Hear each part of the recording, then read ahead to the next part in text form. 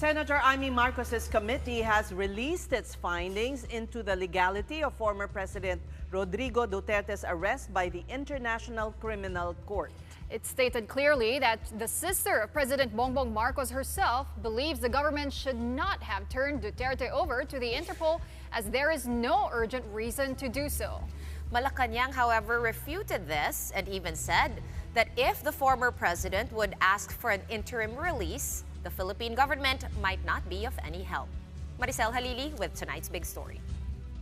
The Philippines is not in any way obligated to arrest former President Rodrigo Duterte and turn him over to the International Criminal Court. This is according to the preliminary report released by the Senate Committee on Foreign Relations, headed by Senator Imee Marcos. In the report, Senator Marcos said there is no red notice from the Interpol which mandates the state to turn over the accused person. All authorities had at their disposal is a diffusion notice that wasn't even verified nor approved by the Interpol. There wasn't even any indication that the ICC requested for the extradition of former President Rodrigo Duterte after he was arrested. The report also noted that the arrest of Duterte did not come as a surprise. Despite the palace saying it only got the diffusion notice on March 11, the date when Duterte himself was arrested, Senator Marcos said it was clear the administration had prepared before this day. That's because police already mobilized the day before,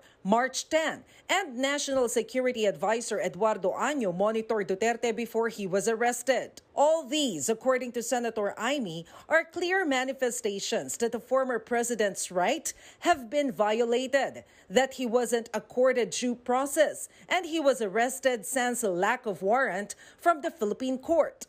Sinong mananagot dito sa nangyari?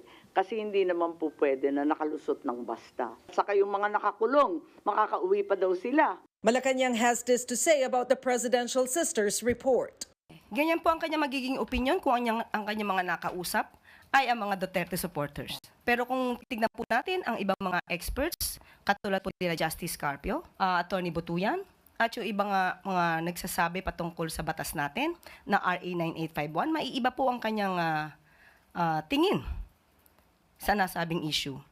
The palace also insisted they never intended to keep any information when they invoked their executive privilege in the Senate hearing. It's just that there's really sensitive information that cannot be made public. Yusek Castro also repeated, even if Senator Marcos insisted that the country has no legal obligation to the ICC, the Philippines is mandated to cooperate with the Interpol. And because ICC now no longer has judicial power over the Philippines, Castro said it might be difficult to grant the former president interim release, especially if it will need cooperation from the government. This is in response to ICC spokesperson Dr. Fadi El Abdallah's pronouncement that the Philippines has to accept the technical measures and conditions first before the ICC judges decide to grant Duterte conditional freedom. Tanungin natin do sa mga nagsususog patungkol dyan, tatanggapin na ba dapat ng Pilipinas ang jurisdiction ng ICC?